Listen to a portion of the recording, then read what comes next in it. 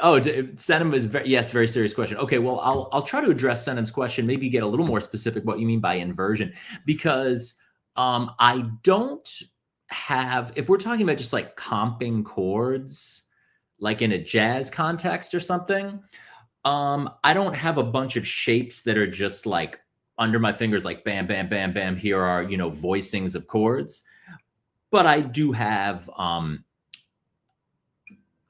I'll often just be dealing with like pairs of notes. I mean, if I'm in, D minor or something, I mean, I might just be like, for that, I mean, I don't think of that as a, second inversion, with the fifth and the bass and then the third on top. I don't really think of that as an inversion. I kind of just think of it as like, you've just got all these notes that are D minor, and I'm just picking like pairs of them, yeah, so it's not like, yeah, I don't, but I mean, if you want to be a really serious jazz cat, I mean, it's good to know just to have a whole bunch of voicings like ready to go, yeah, so as far as knowing inversions, I mean, yeah, I'm not a super memorized guy, like bang, bang, bang, bang up the neck, but I'll, but yeah, I grab little fragments of stuff for a chord, First inversion stuff is always cool, like the, I mean, basically like, yeah, with like third, but just thinking of it as like not even a chord, but just dyads, just like, if we're talking about a D minor chord, I mean, just having the third in the bass, just third, root. That's always sick because it's a sixth. The third to the root, third to the octave is sick. And then, like fifth, fifth to the third is also a sixth interval. And that's a cool inversion too. So, I mean, if you're doing like, if you're doing like, that's technically a first inversion, but it's only two notes. I'm like leaving the root, or no, I'm not leaving the root out. I'm leaving the fifth out, but just the two notes make that D minor chord. Just third root. I like that, and then I like fifth, third. But yeah, I'm not thinking of this as a first inversion. I'm not really thinking of this as a second inversion exactly. It's just little intervals from within the available stuff of just what the chord is. And yeah, with sevenths, it could be the same thing. Yeah. So I mean, as far as no, I guess it depends on what you mean by no, if I'm improvising and I'm just like, okay, I'm in a D minor zone, I don't really think about like, okay, like, this is an inversion, this is one position and then this is one position. And then I'm not really thinking of it as like, oh, those are different chords. If I'm just kind of like improvising in a D minor zone, I kind of don't even really think about it in terms of chords. I kind of just think about it like it's a mode, and say it's like the minor mode, just minor scale that I'm just like,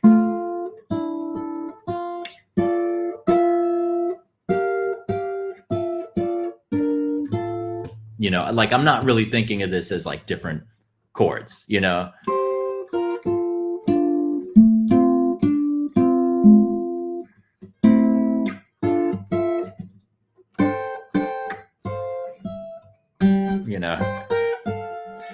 This is just stuff in the,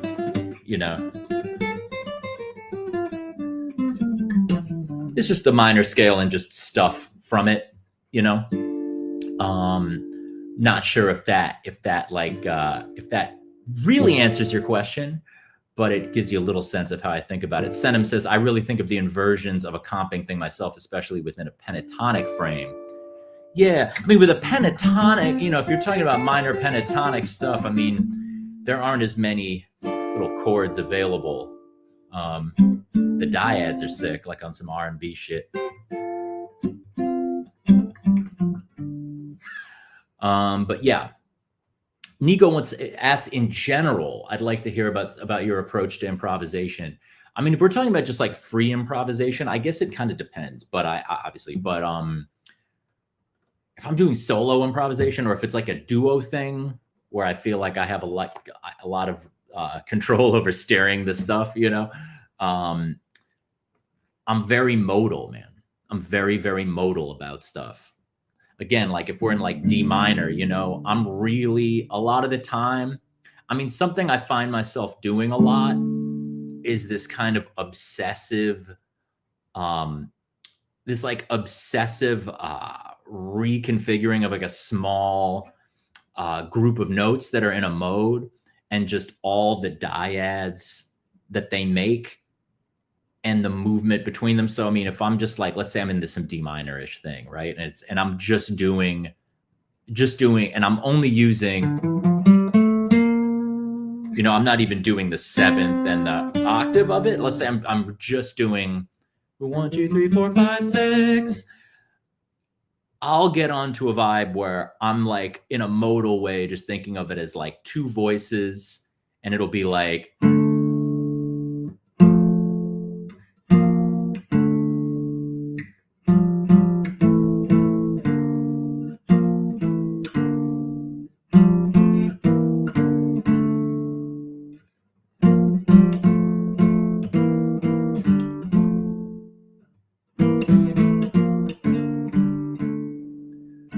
right? I just played a whole bunch of different stuff fast, and that was just various rearrangements. You know, it's like you've got a fifth, you've got a fourth, you've got a fifth, you've got a minor sixth, and between the 2 and the 4, you've got a minor third.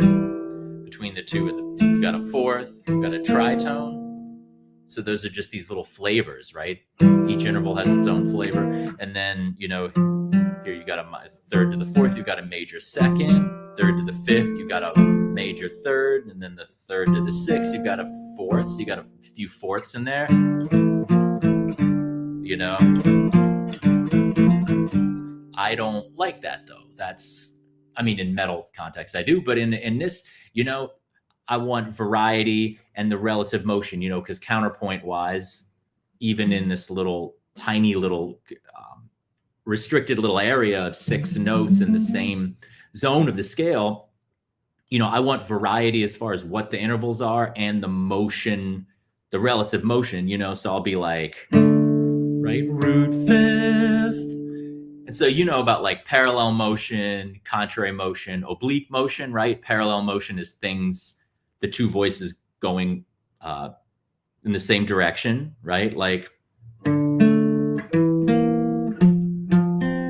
know, right? And then they both go up and they both go up, they both go down, and then they both go down. That's parallel, right? Oblique is one stays the same while the other one moves.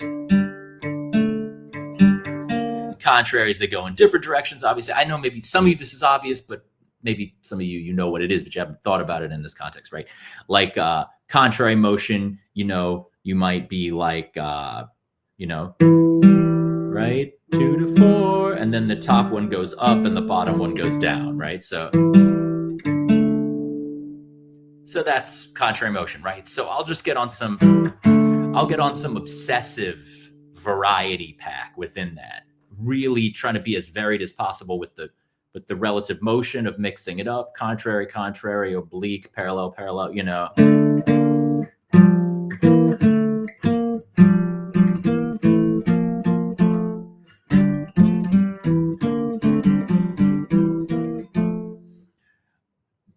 Then maybe I'll add another voice.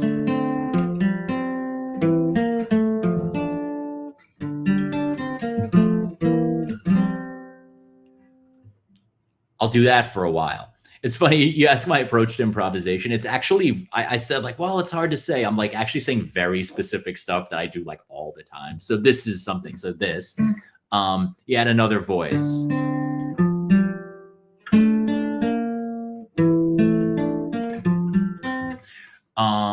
And they're all moving the same amount. And I'll be doing them like they're chords. You know, I'm not thinking of them as chords. You know, it's not like, oh, this is a minor seventh chord and then this is a major chord. Not thinking of them as chords. I'm thinking of them as three voices that are going in different. They're just in the mode. Just in a mode. And so, I mean, this is like coming out of like medieval music or Renaissance music, but it's not like I'm not following like rules, but it's just kind of that mindset of just a mode. You know, three voices, then the top one stays the same and the bottom one goes up and the middle one goes down and the top one stays the same. So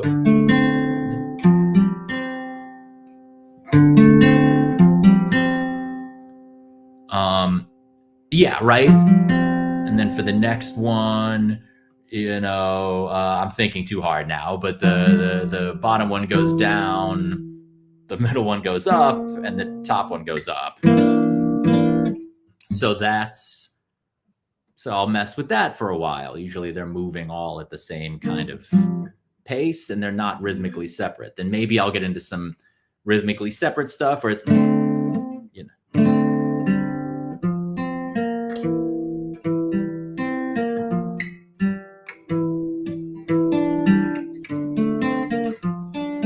I feel like I'm not doing the sickest version of what this is as far as what I'm doing, but this is a correct way of describing what I like to do.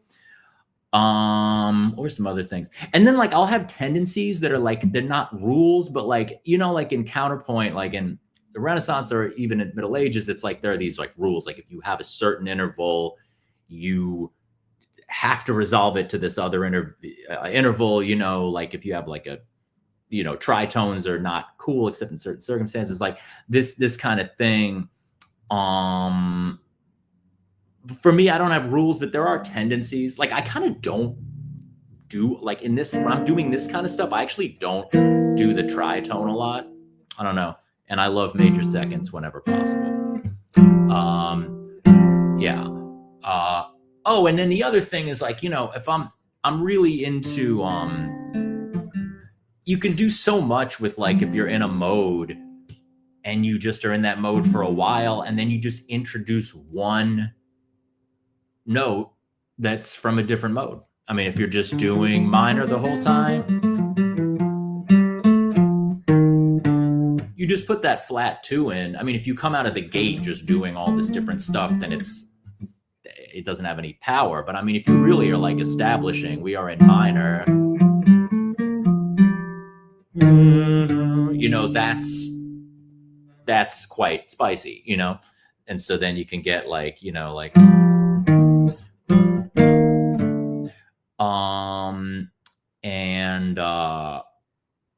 yeah, something from early music that I tend to follow, or I guess maybe just from classical music in general, is sometimes a thing like that when a voice is going up, it'll be, you know, like 1, 2, 3, 1, natural 2, minor third, right? And then when it's going down, it'll be like 3, flat 2, 1. Just because, you know, when it's rising up, you get the sharp 2, and when it's going down, you get the flat 2. Just the gravity of where it's going, not a rule, a tendency, you know? Yeah. So then, yeah, so that's some example of stuff. Another improvisation thing I like to do, and this gets into composition. I'm just going to answer this one question for like an hour.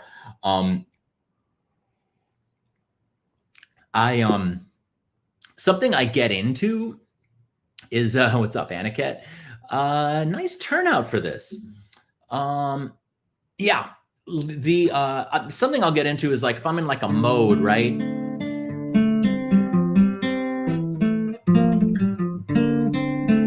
I'll get into a thing where, and I mean, I guess you could call this like bitonality or bimodal, polytonality. I mean, sometimes there's these words that are like overly determined or something, but I'll get into a vibe where it'll be like in one register, it'll be in one mode, and then there'll be in a higher register, there'll be notes from a totally other mode. You know what I mean? Or like, you know, so if you're like, you know, this is all minor, and then you know, let's say you have like the major sixth up here, you know, minor sixth when you're in this zone, minor sixth. But then when you get up here, you've got the major sixth up there. So you're like, so then it's not even like, oh, we're in a mode. It's just like this zone here. And then up top, there's more like out shit, right? So so then you can get, so then you get cool dissonant stuff. I can't think of an exact example of this, but in a lot of those, and I don't see it that way. There's that. I'll show you that in a second. But like, yeah, so then you can get like some dissonant like stuff that amounts to atonality, but it's not, I'm not thinking about it as atonality. You know, do like a minor six down here and then the major six up there. So that's like, you know, this dissonant like minor ninth of like two, you know, notes from the different modes. But yeah, having different harmonic stuff separated by register. I mean, that's something that, you know, you get with like, I guess Stravinsky had that vibe happening. I know Feldman, sometimes you get stuff from a certain artist, but it's like that artist didn't like invent the thing, but that's just how you heard. So, I mean, like Feldman has that kind of stuff going on. And it kind of comes out with, it kind of comes out of spectral music to an extent. Because if you know about spectral music, you know that the different intervals that the scale is based on, actually, as far as the naturally occurring overtone series, you've got the fundamental and the root, and then like the fifth, and then the major second, and then those different intervals, especially the more dissonant ones, are higher up in the overtone series. So it's kind of like you're having that approach, you know, to being like, it's not literally the overtone series because you're like, it's on a equal tempered instrument and it's not necessarily the exact interval, but you know, but like if you were like root third, you know, you're like root fifth, major second, and then you also had, but you know, to the major third, but then up here, you know, then all the way up here, you had like the sorry, no, that's a bad example. Then like all the way up here, you had like the minor ninth, you know.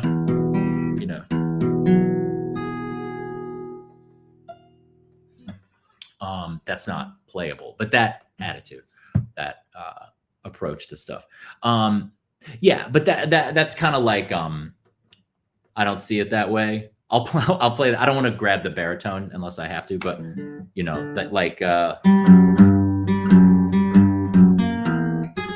know, that's an example. You're in this mode, whatever that is, and then you've got the up there, and then you've got, you know, you've got the you know, like the major seventh and the minor seventh, but never going, having it anyway, different intervals separated by register. Right, we got into some stuff there. I really went on a little tangent, didn't I? Let's see.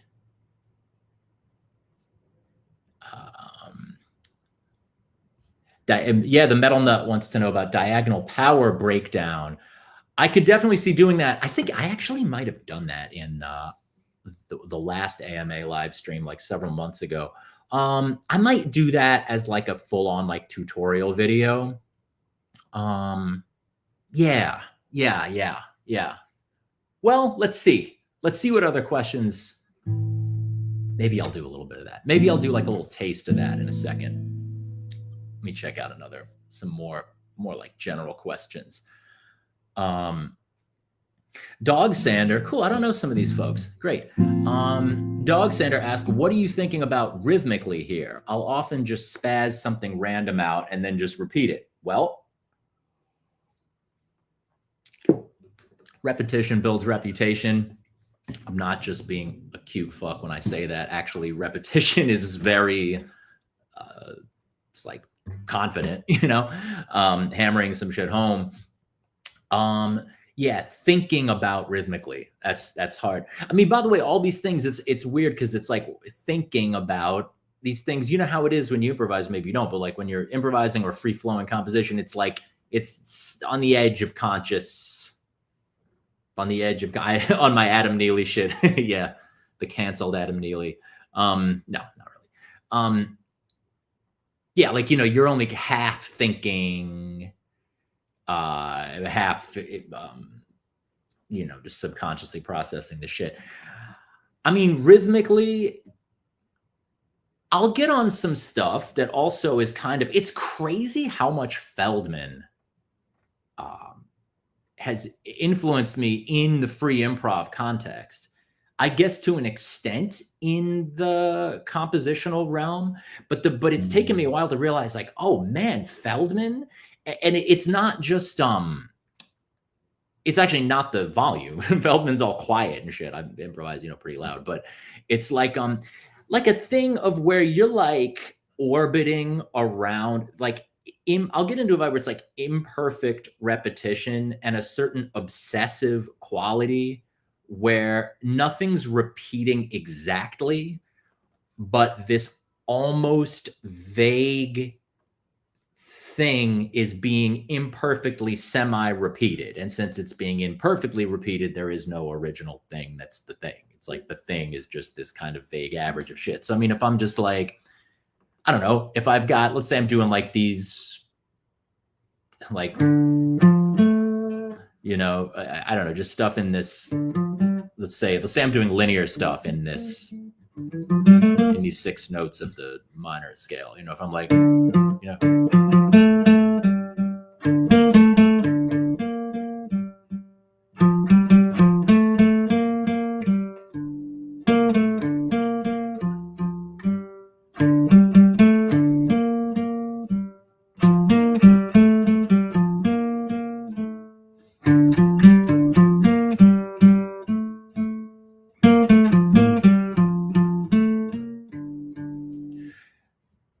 what was that? That there wasn't one that wasn't like one rhythmic thing that was just being developed, because there was no one thing that was the main one of that. But it's like there was a certain, you know, these little phrases that end with a repeated note and some slowing down. The whole thing slows down, and then the repeated notes at the end slow down. Like, I'm just now describing what I was doing, right? So like,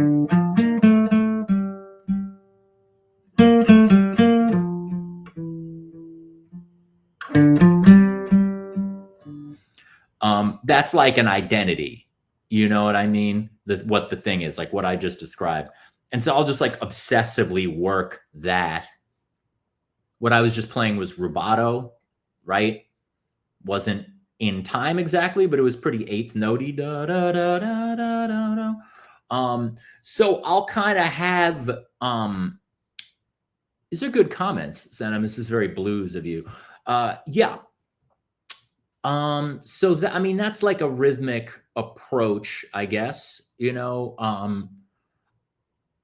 I'm thinking free improv wise, you know, and it's funny because like if we're talking about improvisation, I mean, I'm always, any free improv stuff, I'm rarely doing grooves. I mean, I'm rarely getting into a groove, whereas like written stuff, extra life, you know, that stuff has beats, proggy shit that has a pulse and is complicated. But yeah.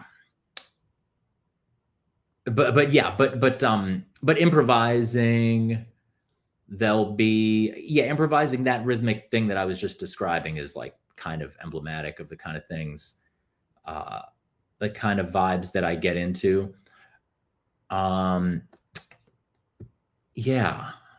Let's see.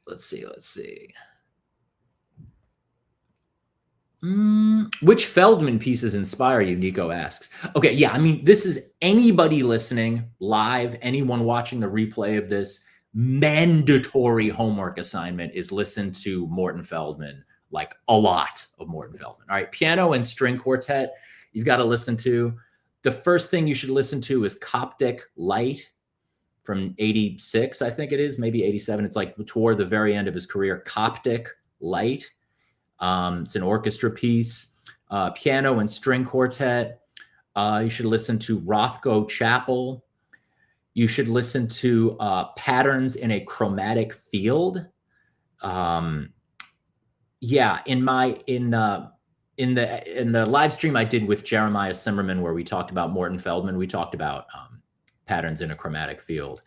This kind of imperfect repetition thing that I'm doing with that rhythmic thing, it's you really can hear that in Feldman, you know. Harmonically, you hear some of that modal stuff.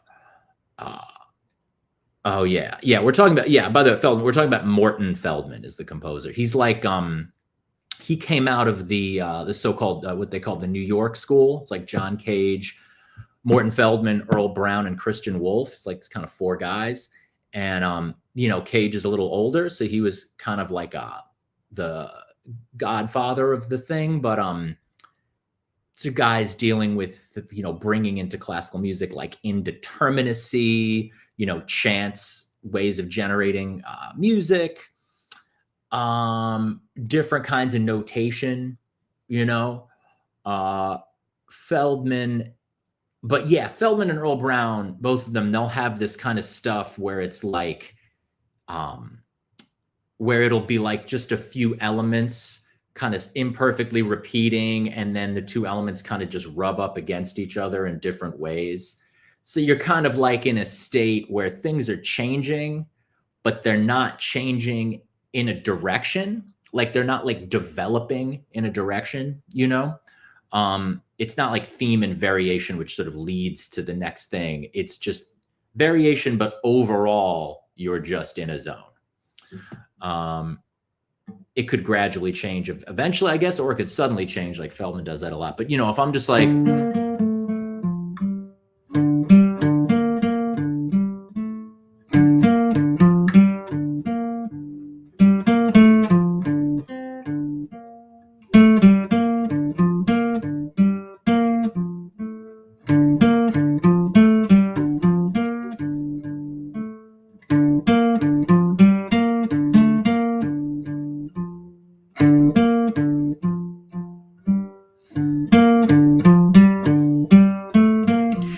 I just did some stuff and nothing really changed. I mean, you know, nothing repeated, but that was static. You know what I mean? It was almost more static than if I repeated something verbatim, because if I repeated something verbatim, it actually kind of has more of a direction than if you were just kind of vaguely half repeating this stuff. So yeah, that's a little something about Feldman.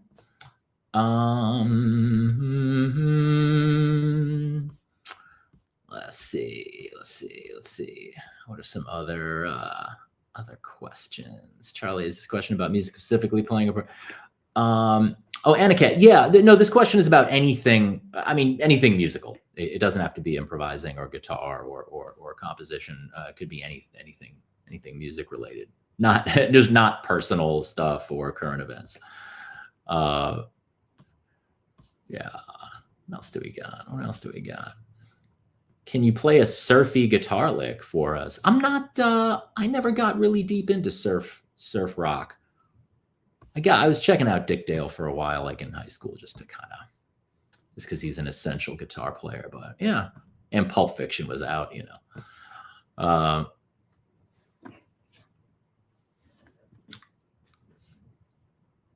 Yeah. Let's see what else. Favorite shredders. Let's see. Sanam wants to know my favorite shredders. I don't love shredders. I don't know. Is Vernon Reid a shredder? Kind of. Yeah, he's a shredder. I'll go with Vernon Reid. Right? I kind of like Holdsworth, actually, but I only recently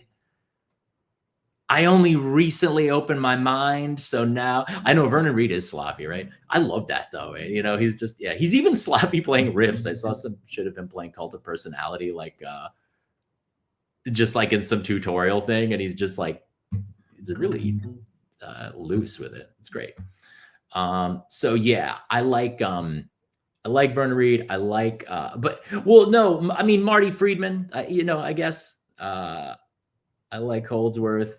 Would you say I mean, would you call Pat Metheny a shredder? Because I mean, when you get into jazz, everybody's a shredder, right? It's sort of like the bar is shredding, right? But dude, Metheny is so sick, dude. Metheny is so insanely sick. Shredder, yeah. I don't fuck with Yngwie really. I don't really like. I guess Steve Vai is kind of cool, but I never really. Yeah, I don't know. It's like I don't know. It's like these guys. Some of the stuff. It's just like the writing is just like these. It's just like this phoned in, like not, like just unnecessary, like just platform for shredding. They should just do like free improvisation or something. Let me see. Let's see. And a cat. Yeah, Vernon Reid was a guitar player for Living Colour, if you know them from the 80s and 90s. And then he did some solo stuff too, which is pretty cool. Dogzander asks, for that proggy stuff, do you typically just write something out that looks cool and then woodshed it to get it under your fingers? No, absolutely not. That is not at all how I write, any of the proggy stuff. Let me see, for the proggy stuff. I mean, do I write something out, quote unquote, that looks like it would be cool? I mean, no, I don't work with notation first. I mean, I might, if I kind of start to have some idea and I'm like, don't have a guitar, or maybe I'm in like public, or, I'm in like a coffee place. So maybe I'll put in earplugs and hum out some shit where I'm doing the notation first. But I mean, I don't just write stuff that looks like it would be cool. Like absolutely not. But I do write stuff that isn't immediately under the fingers. I mean, that for sure, yeah, like it's definitely not like playing what's, quote unquote natural. Yeah, it'll be like I'll play something under the fingers and then I'll start being conscious about how I mess with it. And then I'll be like, I want this other note. Oh, I can't finger it that way. I'll have to use an open string. I mean, shit like that. But I mean, rhythmically, I hear all that stuff. Yeah, I hear all that stuff very, very deliberately.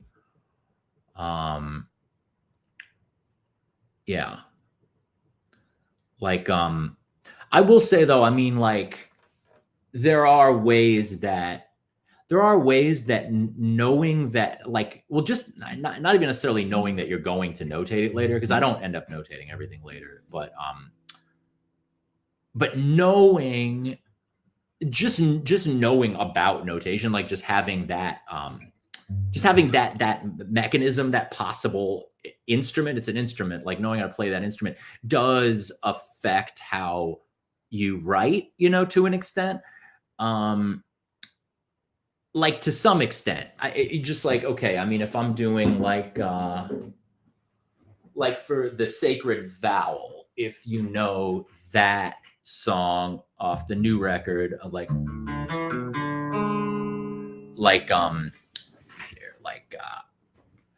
break the baritone out, like that.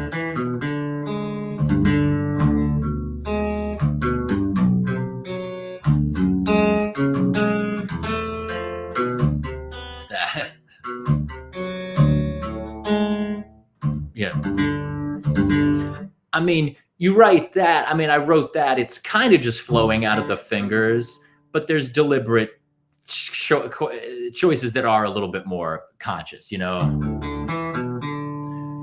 That's written without thinking about what it is, without thinking about what the rhythm is.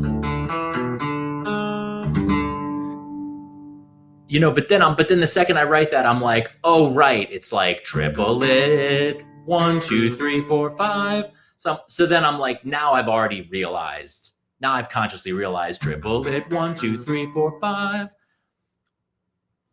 So that's right. So then that might, on some level of maybe a little more consciously, I might later in the thing be 1, 2, 3, 4, 5. I have that 5 thing in my head because I realized that I did it. So yeah. But yeah, you said, do I ever write something that looks cool? I assume you mean looks cool on paper. Yeah, that's never a way that I write. Noah asks, were you influenced by Gentle Giant in any way? No, I have one record by them, and I can't remember it. I didn't really like it.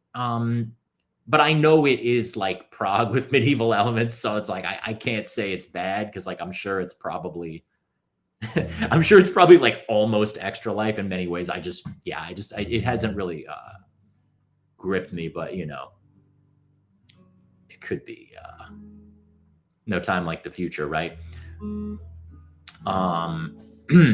Let's see what we got. Matthew says Head Shrinker is one of his favorite songs ever. That rules. Thank you. Thank you for listening to that.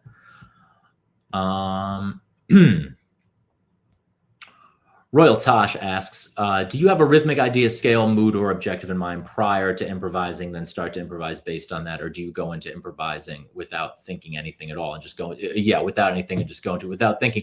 I did basically answer that. If you tuned in late, maybe like the first half hour of talking or first 20 minutes was that.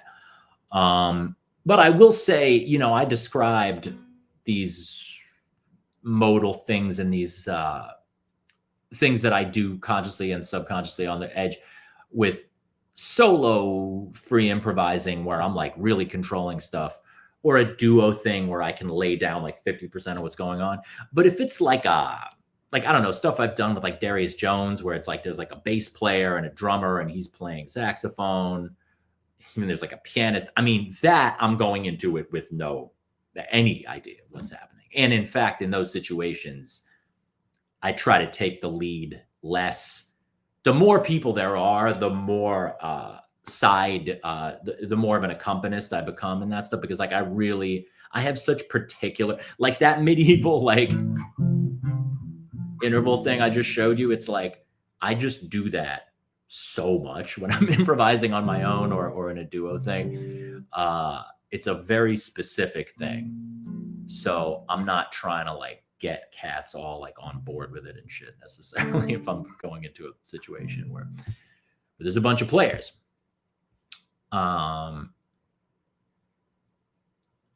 Also, ashamed to say I've heard a little of your music. Well, that's okay. Ich liebe im Wald. I don't know actually don't know what that means.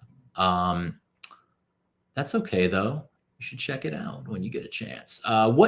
Josh asks, what influenced the way you sing to the beat? Tempo. What influenced the way that I sing to the beat? The words. That's it. I mean, the words.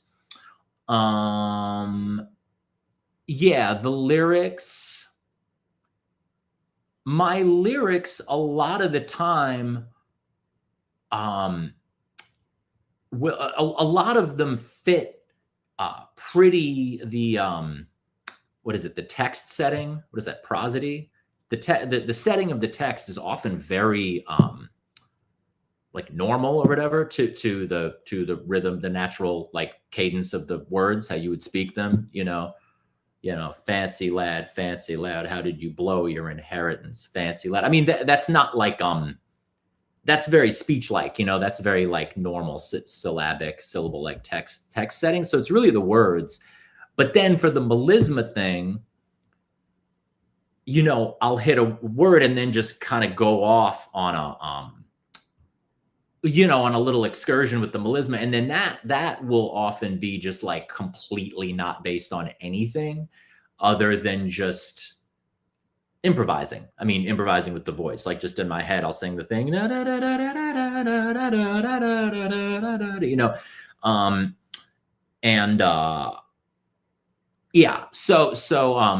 or maybe sometimes for the melisma, I'll use rhythm I think in some cases I'll use rhythms from instrumental stuff from the rest of the from other parts of the song. Yeah, that kind of thing.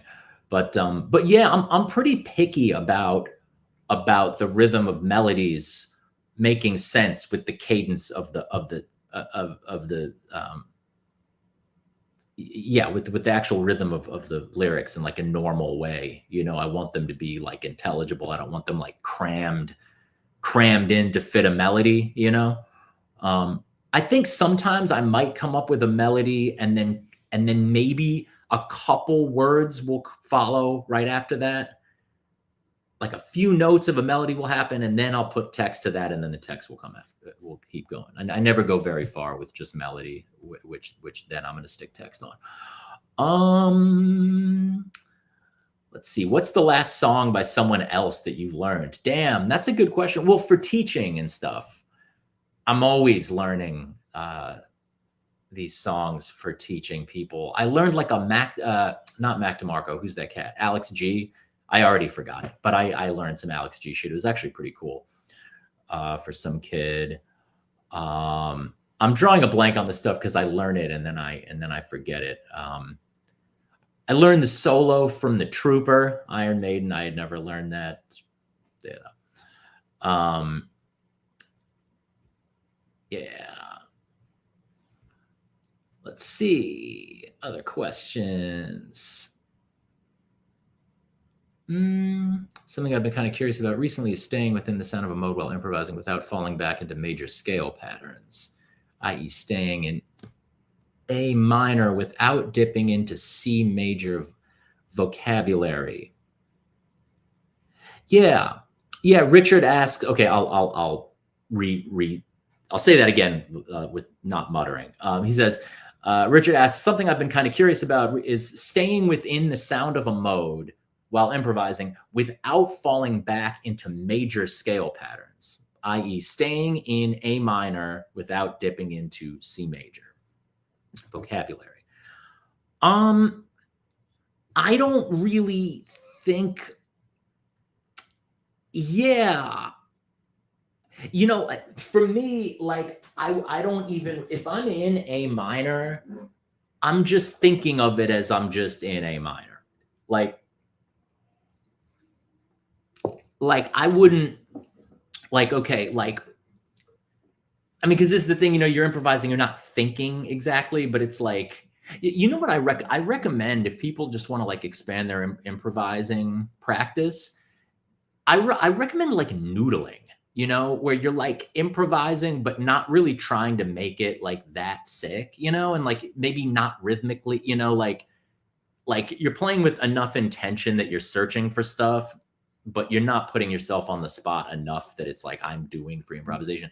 But like for me, if I'm in A minor, C major stuff, I'm not thinking of it as like, oh, I'm doing C major stuff now. I mean, maybe, but I'm kind of just thinking of it as like, I'm thinking of it as like, you know, like the 7th, the 3rd, and the 5th. You know what I'm saying? I'm not thinking of it as, now we're in C. You know, I would just be thinking of it as root 3rd, 5th, 7th, 3rd, 5th, 7th, 2nd, 5th. I mean, you know, when I'm there, I'm not like, oh, we're in, you know what I'm saying? Like, oh, now we're in E minor stuff, you know? I don't really think about it that way. I mean, some might, I guess. It's not wrong to think about it in that way, but it's like, yeah, I'm really thinking about stuff in terms of just like what the intervals are.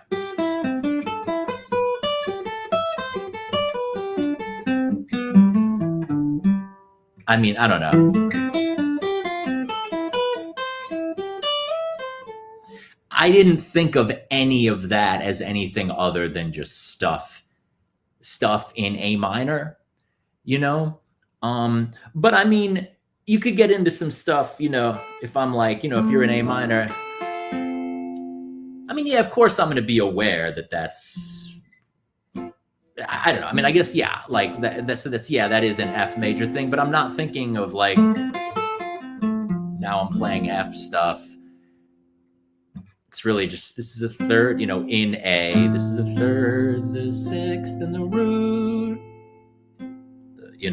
third, the fourth, the sixth, and the root. Yeah, I tend to think pretty globally. If I'm in a mode, everything relates to that mode. Coffee and Fernet. Yeah, it's actually just Fernet that I'm drinking. Fernet and Coca-Cola is so sick. I don't have any Coca-Cola on me. Let's see.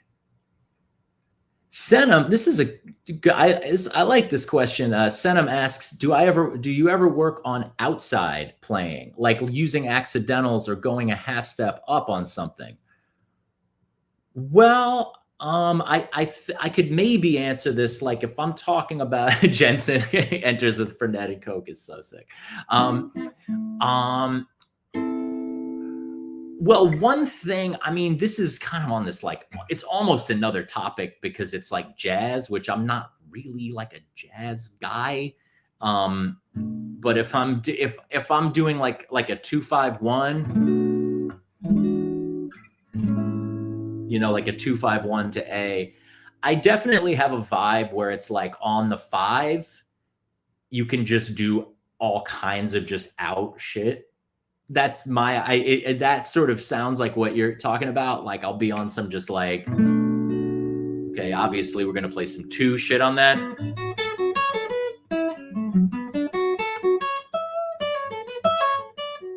Minor, if you want to think of it as Dorian, whatever. And when I get to that 1, of course, I'm going to want to be playing some 1 stuff. But on the 5, sometimes I'm being like, I'm not thinking about whether this is an altered scale. I'm not thinking of this as a tritone substitution. I'm not even really theorizing what the fuck it is. I'm just 2. And then when you're on the 5, it's just out time. So that, I mean, that's a thing. That's a thing where I would just be thinking of something as quote unquote outside without anything more rigorous than that,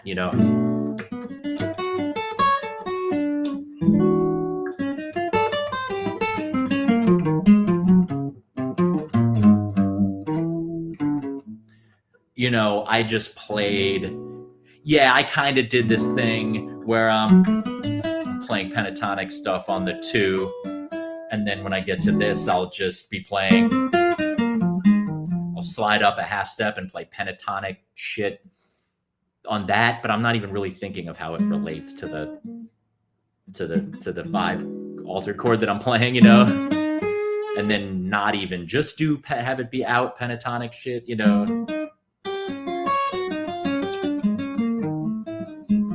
just like angular stuff.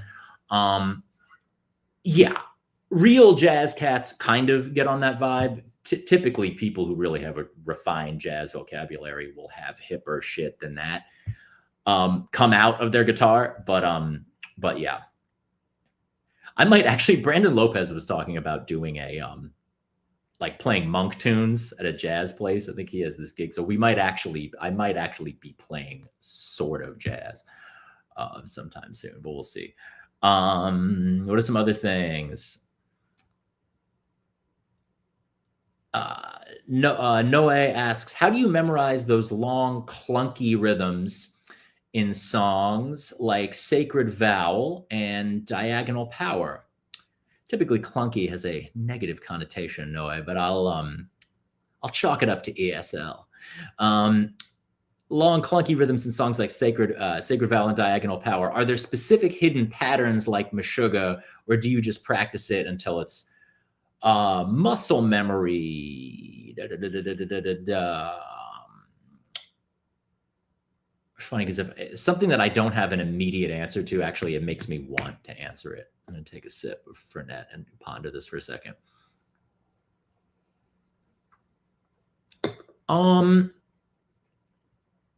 Well, I'm never, yeah, well, yeah, memorizing some stuff. Memorizing some stuff. There will be little way. I mean, I never have patterns that are working on like a large scale exactly, you know? Like I'm never, you know, I know, no, I was fucking around. The yeah, like Sacred Vowel, right? Where is that? Like the beginning of that, right? Memorizing that, I kind of had to like, for the beginning, it's like, I already fucking forgot it. I just played 17 fucking shows in a row. Like,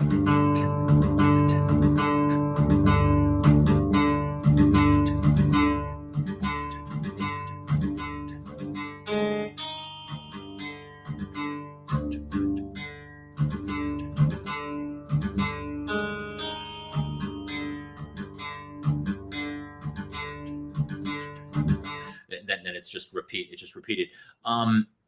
So right, so there's no overarching pattern to that where it's like 2 3 5 3 2 5 5 2 3. You know, it's not like some like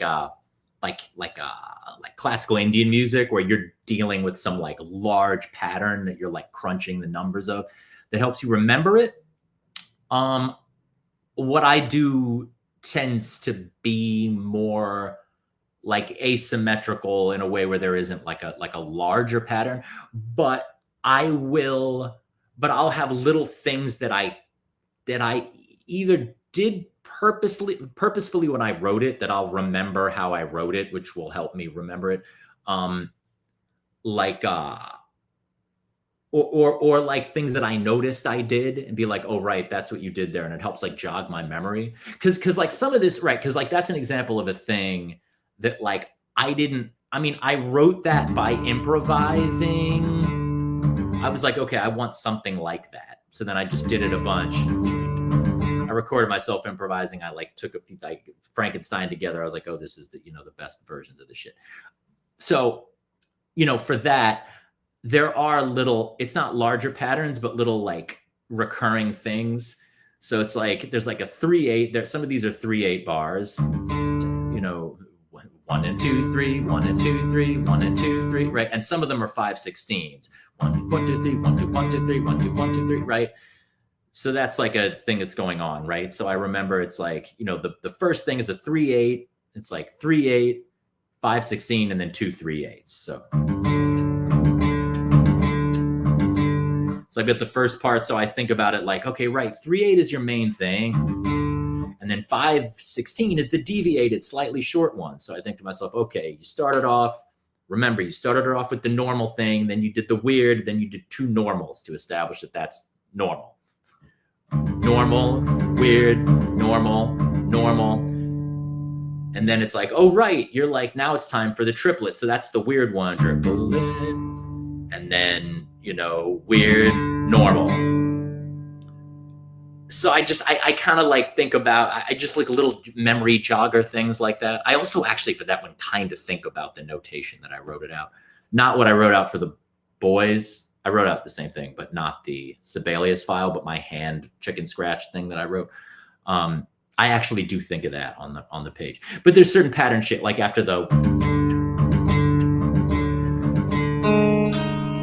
like there's 2 of those. And I have little things where it's like, yeah, after the first one, you do something that's similar to the second one. Little things like that. But yes, no overarching patterns. You'd be surprised what I don't love. I don't love Meshuggah. I love Gorguts. But yeah, Meshuggah, not a huge. Actually, maybe I should not malign people. Maybe I'm at a level now where these people are actually my colleagues, and I should, keep things polite. But yeah, I don't tend to. I find them stiff. It's genty. It's like all 16th notes, like like a lot of, maybe I'm not familiar with their stuff enough, but so much technical metal stuff isn't dealing with like quintuplets, septuplets, So much of it is just all on like a 16th note grid or 32nd, whatever, like a, you know, it's like the same subdivision, but it's like so, it'll be super complicated, but only over that thing. It's like not like 1, 2, 3, 4, 5, 1, 2, 3, 4, 5. You know, everything will just be like, you know, you know, it's like all that's the whole grid, and then it's complex stuff within that, like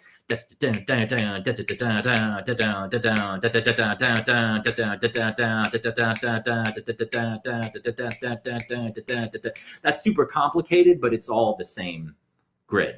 You know, it's like. Yeah, so it's like Latin music, which is cool, but yeah, it's not like the super, to me, you know, the like triple hit 1, 2, 3, 4, 5. It's such a different kind of complexity. You know what I mean? It's less grid-like because we're like, because it's counted over a grid. Dun, dun, dun, dun, dun, dun, dun, you know, bum, bum, bum, bum, bum, bum, bum, bum, bum, bum, bum, you know. It's written over a grid. It's thought of over a grid, but it's not outlining the grid because it keeps shifting tuplets and stuff.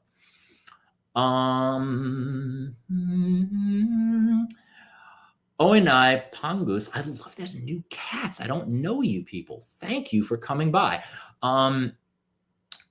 Oenai asks, could you explain the depending, I assume you mean probably descending or depending, guitar riff in This Time? That song has baffled me on multiple levels. Thanks for asking about that. I haven't listened to you're not going to believe this. I haven't listened to This Time in like 12 years. I may listen to that now that you brought it up, because I know that I like that stuff. And I think harmonically it's dealing with some things that I was kind of talking about earlier, but yeah, I have no idea how that. I do not remember at all. Yeah, I really do not remember. Sorry, yeah, but I'm glad to know people want to know about that though. What do we got here? Do I release my sheet music? Well, I do here. Let me grab something and show you. One sec. I have printed sheet music for the entirety of Simple Answers. Check it out.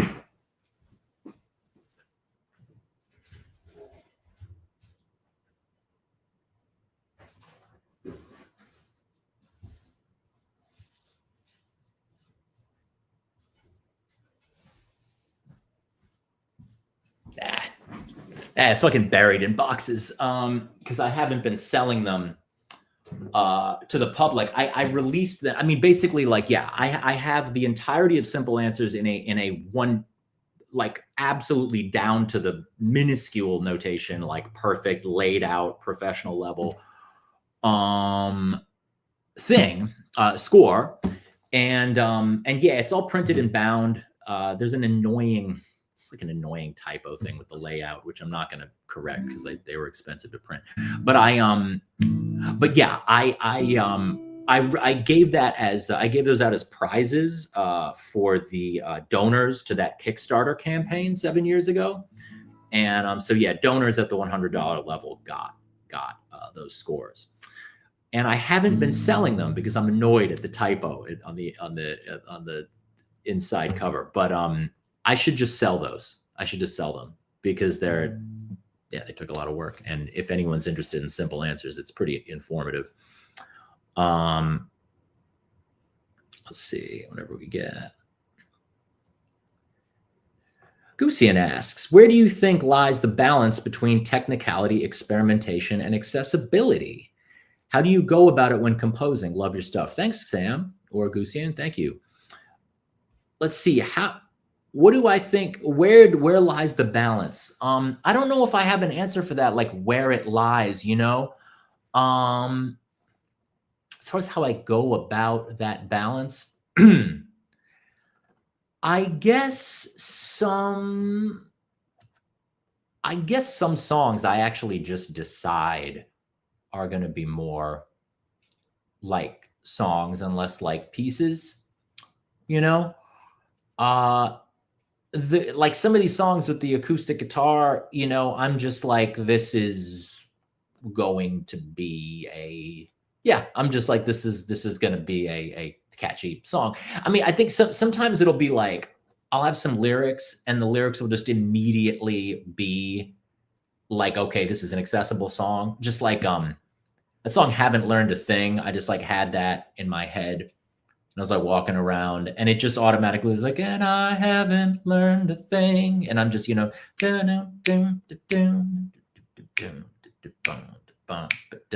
know, and it's like, once you've got that, and I haven't learned a thing, it's like, okay, that's a song. That's not going to be some insane piece of music, you know, with like crazy progged out shit, you know what I mean? But it's like, but then for like what is carved, I'm coming up with those lyrics. They aren't, I'm thinking misshapen marble, misshapen and pure, statue so real. I'm like writing that out. I'm like, this doesn't sound like an accessible song. And I'm like, maybe this is a heavy one. Maybe this is a heavy and up-tempo one. Okay. And then I'm like, okay, no, it's going to start off with like down, down. And then I'm like, all right, okay, misshapen marble is going to be some long melisma shit. These are not going to be symmetrical. You know, like, there aren't enough lyrics. These lyrics didn't come out in couplets and symmetrical things that rhyme. You know, misshapen marble, misshapen and pure, statue so real and hard. Like, that doesn't ask for anything really, you know? So I'm like, okay, I'm going to like repeat. There's going to be repetition. There's going to be stuff that's different melisma every time. Now we're just dealing in, you know, some of it fluidly comes out. Na, na, na, na, na, na, na, na, na, na, na. I mean, that's improvised, you know, that's written in an off the dome kind of way, but it's, but there's a deliberate thing of like, okay, now I'm going to edit it. Now I'm putting it here. Like, this is inaccessible. You know, this is going to be an inaccessible song. But I mean, I'll tell you, like, well, I mean, you know what makes things a lot more accessible is just singing. That's like very, that does a lot. It puts the human element, even if you're singing in a very bizarre way and singing bizarre shit. They're like, there's a guy there. It makes people think of life in a more automatic way than just notes do, I suppose. At least superficially, it draws people in that way, you know. But yeah, I mean, I do often think though, like, I could be writing way more accessible shit. I don't know if it would necessarily take off, you know, I don't know if I'd necessarily be fucking David Bowie at this point had I been doing that. But I do know if like the most accessible Extra Life shit, if I had just been doing just that this whole time, I'd be in a different place than I am right now for sure. But I like the weird stuff, man. It just makes me really happy to do all this technical shit. You know? But the thing is, I don't really think of the stuff as technical. I mean, I know that things are technical when they're like, well, this is interesting, right? Like, what makes something technical? Because rhythmically, the stuff is very like asymmetrical. Let's just say asymmetrical. When things are asymmetrical and don't repeat a lot, then it's technical in the sense that it's difficult to follow, you know, and it requires a lot of labor and a certain type of, you know, counting and stuff to learn how to play it, you know. So it's like technical in that way. But I mean, as far as actual dexterity, like shredding, like this shit, my shit's not actually that burning as far as, like, I'm not, you know what I'm saying? Like, I play stuff kind of sloppy compared to, you know, a shredder. Even just your regular, you know, Megadeth are not known as a technical metal band. They're just the classic thrash metal. That shit's way harder to play. I mean, those solos are way harder to play than, you know.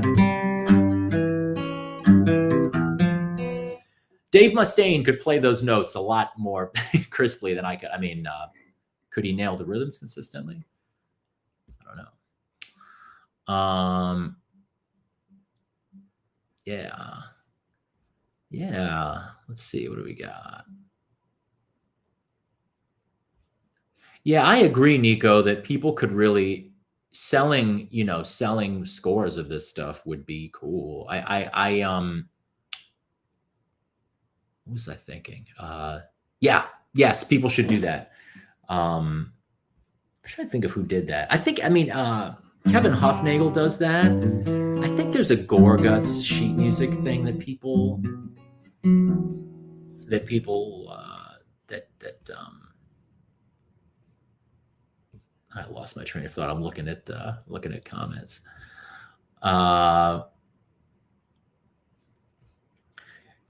Cinema asks, do I ever work around melodic and harmonic minor stuff? See, these are yeah. I like these questions where like it's not a weird question, but it's like it's a little bit to the side of how I think of things. So it's like I want to answer it. It's like, do I ever work with harmonic versus melodic minor? Okay, I don't think of things in terms of like, I might think of things in terms of like I'm in D minor, and then the sixth and seventh can change. Harmonic minor, melodic minor, Dorian, based on melody. I would never work with stuff in the sense of like, now I'm in harmonic minor.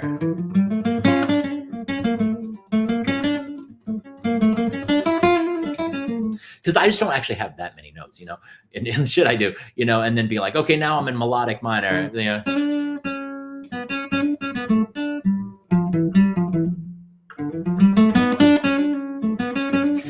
I do not think about it as like being in a mode or anything. I'm a lot more like careful about being like, we're in minor. Fifth root, fifth root, fifth, minor seventh root, minor seventh root, minor seventh. And then, like major six. So then I'm like, okay, you're in Dorian for a second. Now you got the flat six. But I don't think like, oh, I just went back to a whole other mode. You know what I mean? I guess it's like I think of the intervals themselves as being like the event. You know what I mean? And it all has to do with just where the melody is going, I would not tend to have a melodic minor thing that's I would not tend to do that. It's just not something I would do. I don't think that sounds awesome. Going down, I would have Dorian or, I might do a harmonic minor thing for a second. Maybe, I might do a melodic minor thing that's like, doing a bunch of minor shit, and then that's very medieval.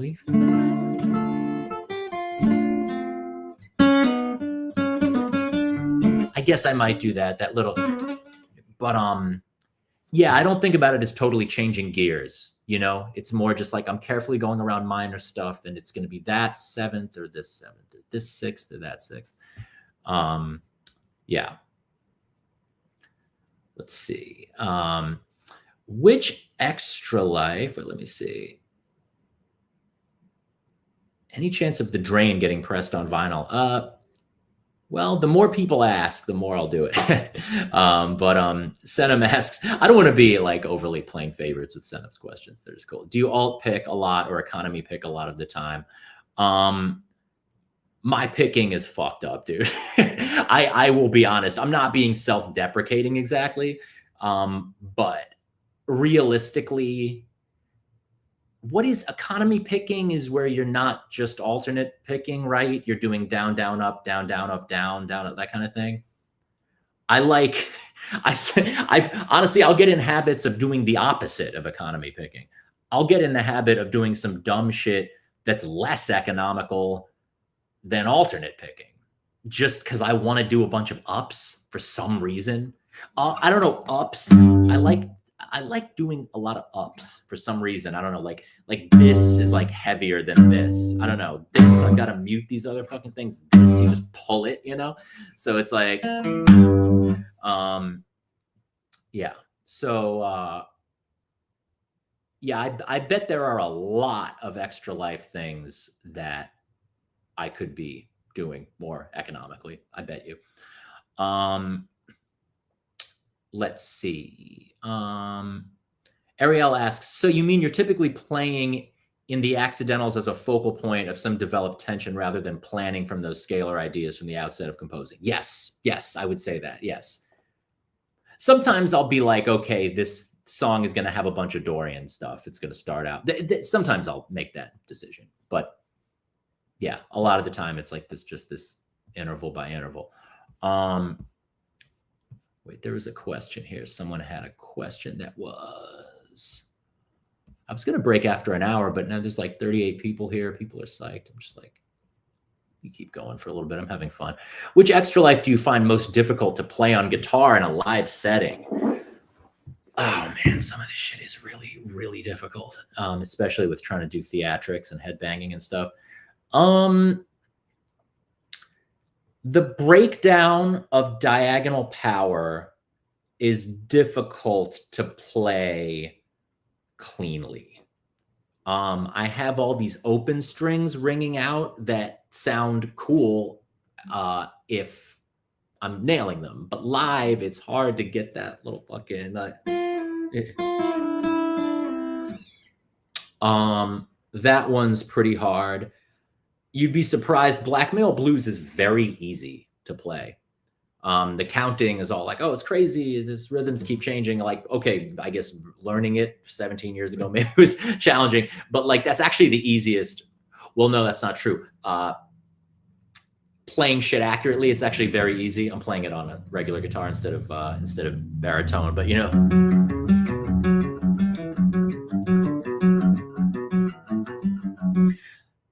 No weird open strings, not a lot of leaps, really. It's all within this little range. No weird stretches or anything. That's very difficult on the level of just my fucking wrist and forearm. On the baritone with the action kind of high, and it just goes relentlessly for like just 9 minutes. That I'm feeling that afterwards. So that's difficult as well. Oh, the fucking all this new stuff, man. The what is carved, the breakdown of what is carved, that is hard to play. That's I mean, I don't even always nail the shit, you know, what is that leg? Yeah. Yeah, I'm fucking up.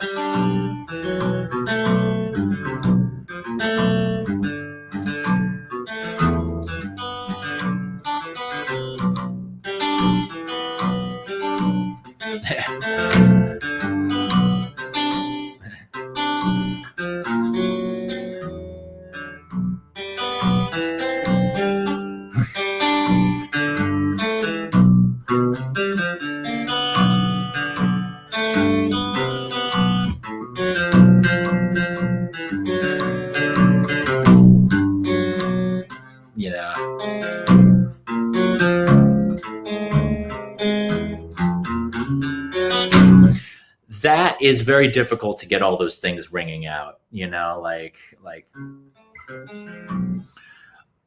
yeah. But yeah, I talked about this with Timba. I mean, I can deliberately sacrifice some accuracy for the purpose of theatrics. In that section, I've opted for, I've opted for like relaxing my body a little bit and actually playing it as correctly as I can.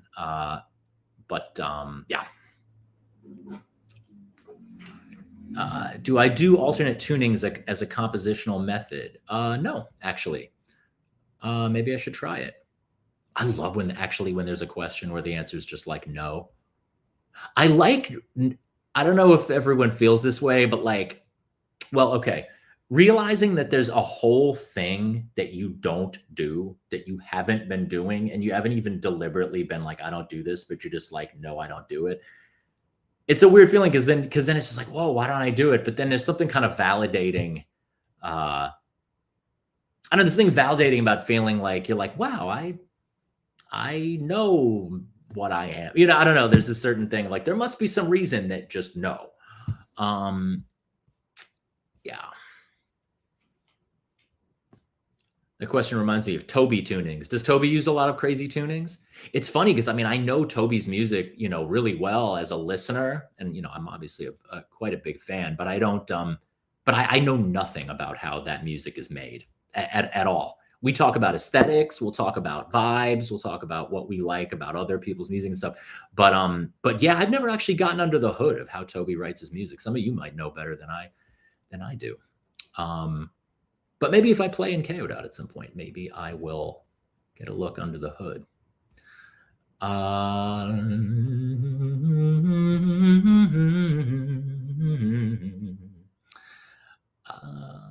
Let's see.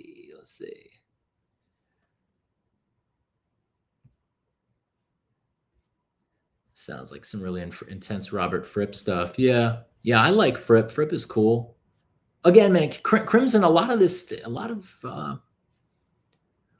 proggy stuff that you'd think I'd be into, I'm kind of not. I mean, it's not like I dislike it. I just don't like, man, I don't know, some of the stuff like all that crazy, like not repeating medieval, like all the melismas and a lot of this stuff.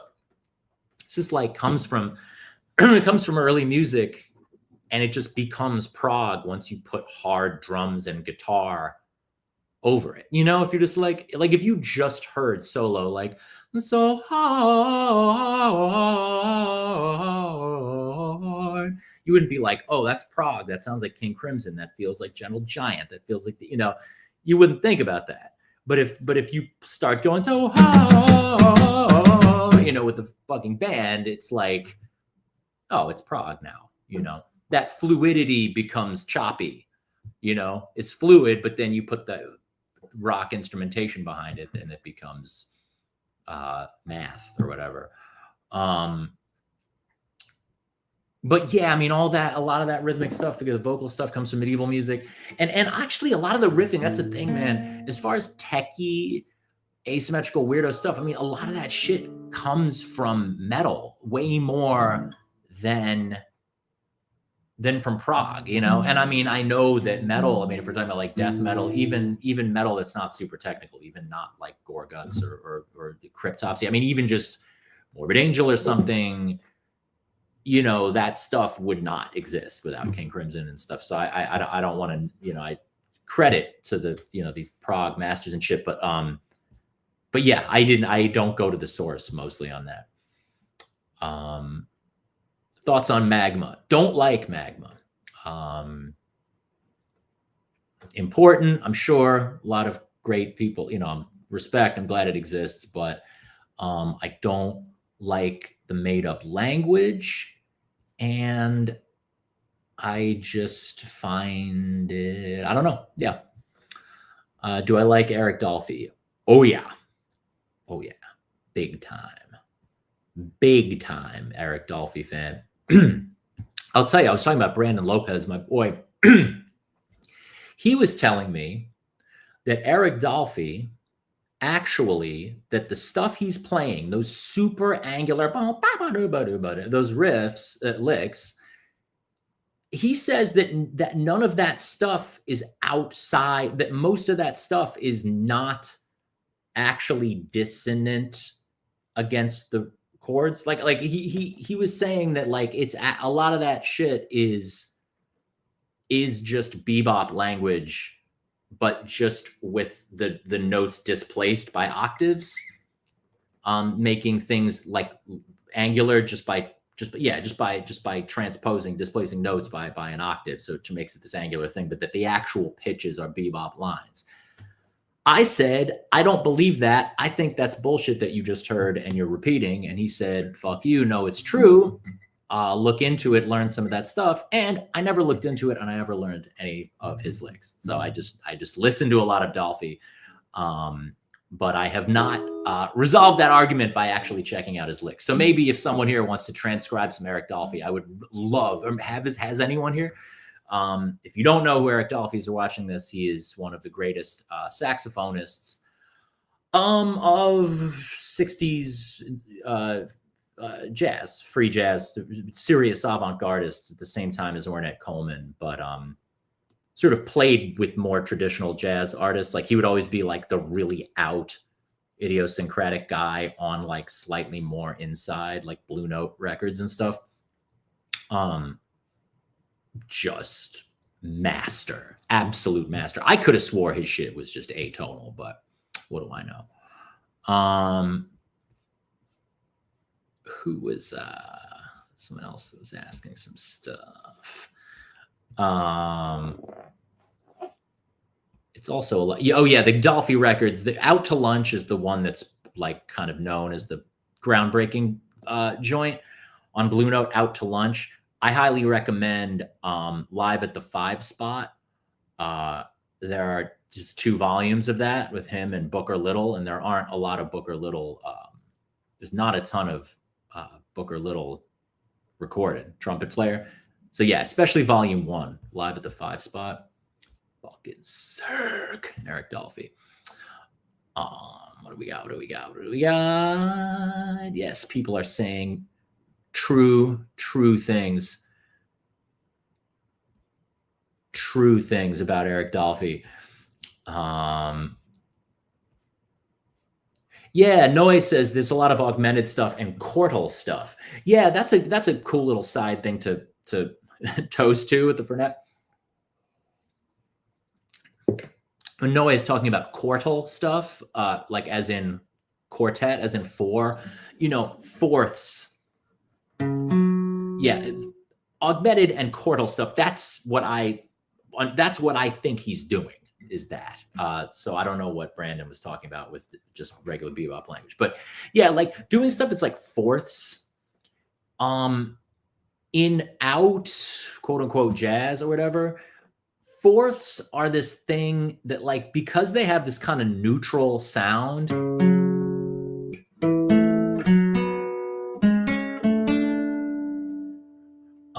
because they have that sound, like it's a very consonant sound, although in the Middle Ages, maybe it would not be considered a consonant. It is now. Fourth, it's a very plain, neutral kind of consonant sound. So you can have a fourth, you can have fourths that are dissonant against the root or the chord thing. And it like works a lot. Like, right? Let's say I have a low E. And let's say I just play a bunch of chordal stuff, fourths, like, just like.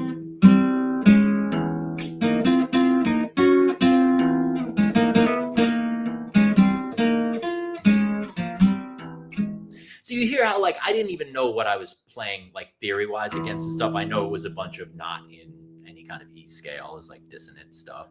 But it's fourths, so it has this stability to it, McCoy Tyner would be stacking fourths, known for this. A fourth and then a fourth on top of that. So fourth, and then just...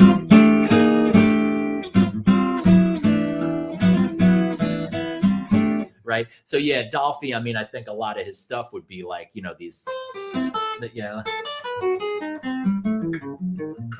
That's a pattern. This is funny because this is some stuff that really has very little to do with my writing or even my improvising, just some shit I remember from when I was like kind of like trying to be a jazzer in a certain way. And I think this is a Dolphy thing. These fourths, I can't remember if it's a Dolphy thing or a Pat Metheny thing or Dolphy via Metheny, whatever. Doing like a fourths that are descending in minor thirds. So it's kind of like it's like a diminished scale, but with fourths. So okay, so you'd be like that fourth and then this fourth, right? So like C, F, right? It's G, sorry, yeah, right, yeah, so C, G, right? Right. And then down another minor third and doing a fourth off of that, So like... Wait, how does it? Yeah. Yeah, so you right, so it's like a fourth, and then that fourth down a minor third, then that fourth down a minor third, another fourth, right? Then down a minor third, fourth, right? So,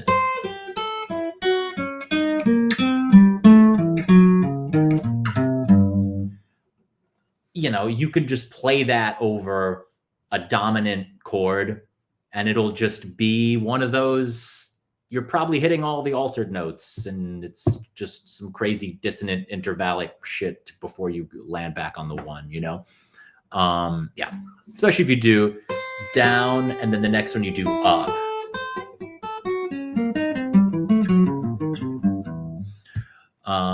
Hip shit. Hip shit. I did not expect to break that thing out. I just remember it from... Royal Tosh asks, is there a guitar riff you've heard recently that made you think, damn, that's a sick riff? I've had that thought with a lot of your riffs. Thank you. What's the last riff? What's the last riff that I heard that was just like absolutely crushing? I'll have to get back to you. It's been a little while since I've heard something where it's just like, that's a big riff.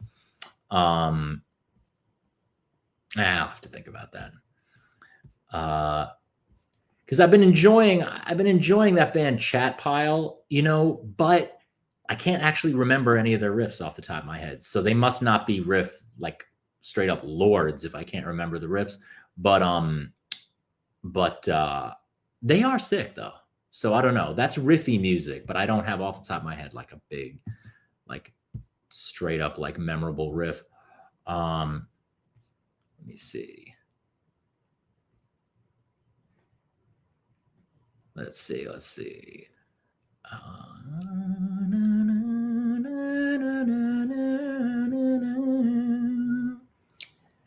How did you get into noise music, and how do you delineate quality noise from more unimaginative noise?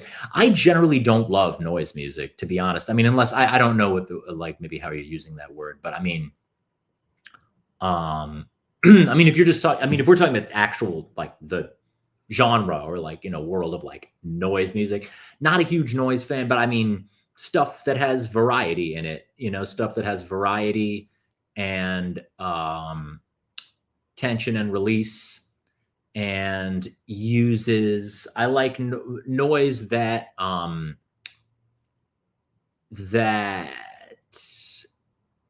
that basically uses the same principles that normal music uses, you know, tension, release, contrast, things unfolding in time, you know, decisions. I like decisions. Let's see. I wish I could tell you just right off the bat. Yeah, like what's a sick riff I heard recently that was just, yeah. Yeah, I haven't been up on like new heavy shit very much. Yeah. Let's see. Talking about Defeated Sanity. They're pretty sick. I don't really know them very well, but they are fucking crazy. Let me see. Josh wants to know, can you talk about your new long form piece before you go? Yeah, I think I'm gonna jet in a sec actually, but yeah, I'll talk about my new long form piece. Basically, I'm not sure exactly what it's going to be called, but I'm going to be playing it on December 15th, very soon, at Threes Brewing in not South Brooklyn, but it's like, I think it's like Gowanus or like that part of Brooklyn, you know? Yeah, it's like, and the bill is really cool too. It's with this lady, Carrie DeCunzo, who's really interesting. And Karen McElwain. It's going to be interesting artists who I've never hung with before and who I appreciate. But yeah, the piece, it's like a half an hour that's basically broken up into like 3 parts, 3 long sections, and it's kind of like it's totally different than anything I've ever done. But it's this thing where I can't believe I haven't done this yet, because it's like it's so obvious, you know, that it's such an obvious thing for me to do, which is just basically like fusing my sort of improvisational stuff with my melismatic vocal stuff.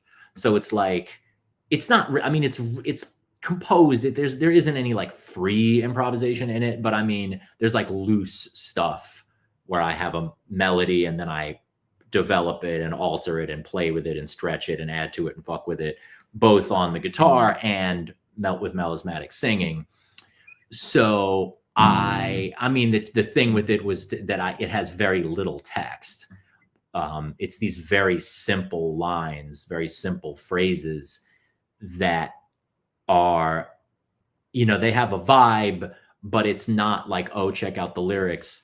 So it was like kind of challenging to find like words that I'm into having, but that are minimal, so then I can stretch them out with melisma and stuff.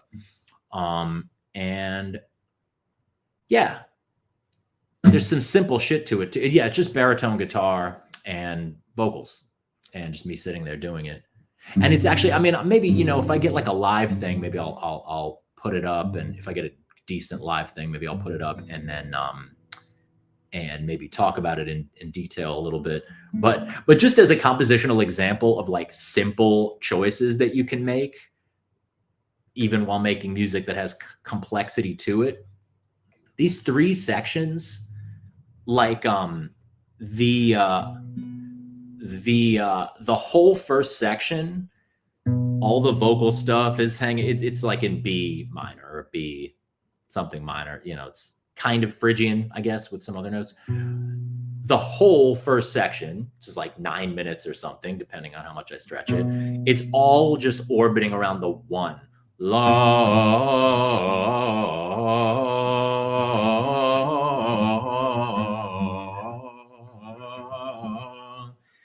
It's like, that's the whole zone. It's a very limited range. It's like the 1 and then sometimes going down to the 5. But that whole thing, you just marinate in that section of that register, not just that interval, but, you know, that register, my voice is a very particular place. And like, you just live in that for 9 minutes. And then the whole second section of the thing is like another 10 minutes. It's all around the 5, da da da da da da da 5, 1 through 4, 5.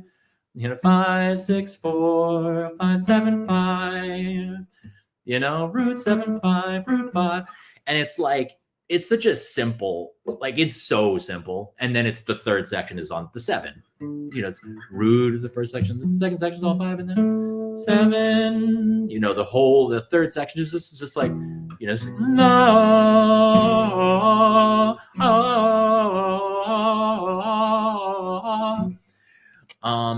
you can do things that are simple like that. It just gets higher.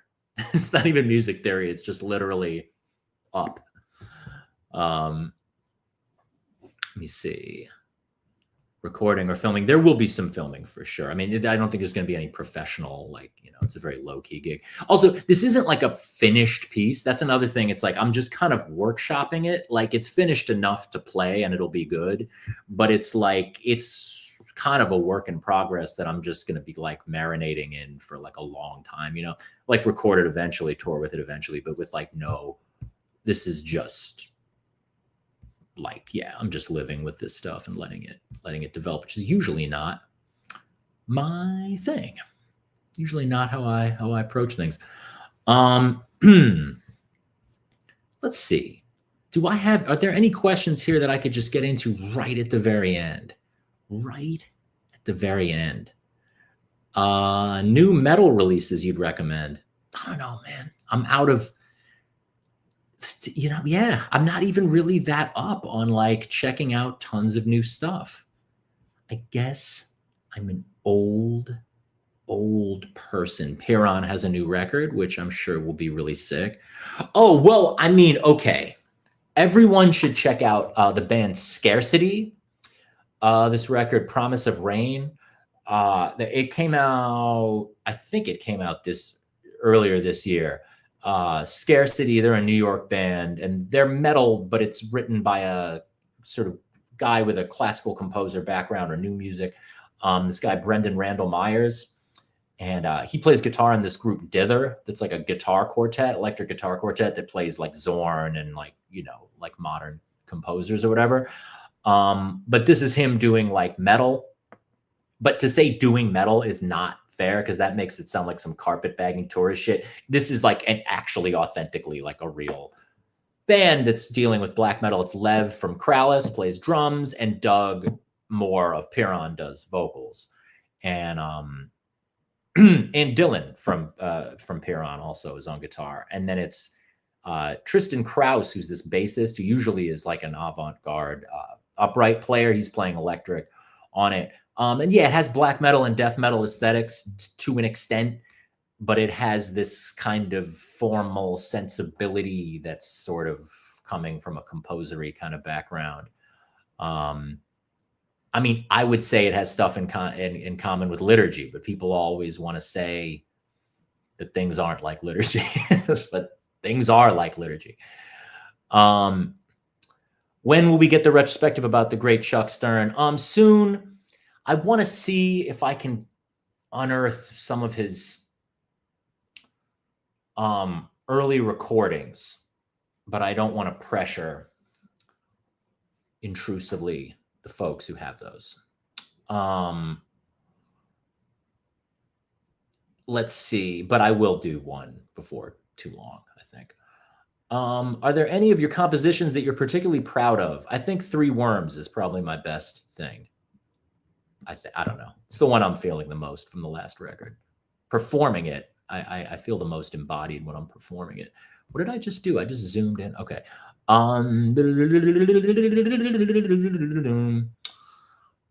What was my favorite show from the Extra Life tour? The New York one, for sure. I mean, you know, big turnout, fans from way back, hometown, you know, absolute, you know, glory, obviously. But I wouldn't say... Aside from that, I'm going to go with Pittsburgh, actually.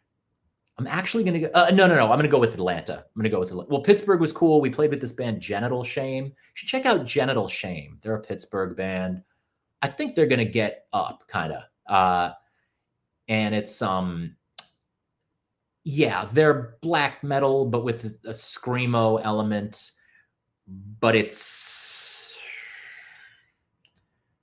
it actually has really sick harmonic, emotional, you know, like, you know how 90s emo like actually had shit going on, you know, Sunny Day. I don't know. There'd be like cool little arpeggios and beautiful stuff, sparkly kind of stuff. They have that kind of vibe going on with black metal, and it's very, very good. So yeah, Pittsburgh, Genital Shame from Pittsburgh. And yeah, I would say Atlanta probably. Just the bands we played with were great. The crowd was really cool. Yeah. Let's see. Last things, as it were. Do I do academic type of music for a classical ensemble, weather chamber? I do when I'm asked to, but I haven't had a lot of those opportunities in the past few years.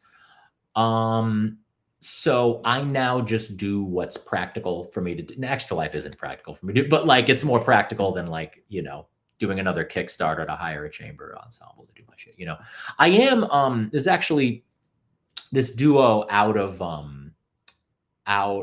Boston called Lampth are doing, they're a duo of violin and cimbalom, which is kind of dulcimer-ish. If you checked it out, I don't know. It's like I think it's a Hungarian instrument. Yeah, violin and cimbalom. They commissioned me to do a piece for them. This is like the end of 2025, like 2026 something. So that won't be for a while, but that'll be new music in the sense that it won't have vocals and it'll be for weird instruments and that'll deal with form and pure sound and etc. Yeah. Yeah, the Toronto guy did fuck us up on Three Worms. But you know, other than that, that was a really good show too. We sold a lot of merch, considering that's some of these crowds were tiny, but like everyone bought something, you know? I love that. Or when it's like a mad small crowd, but like half the people drove like 300 miles and stuff. That like that's something. It's something. So yeah. Thank you everyone for coming out. I should do these more often. This is fun. This is fun. As long as I have stuff to say, and as long as people have cool questions to ask, fucking, it's worth doing. Word.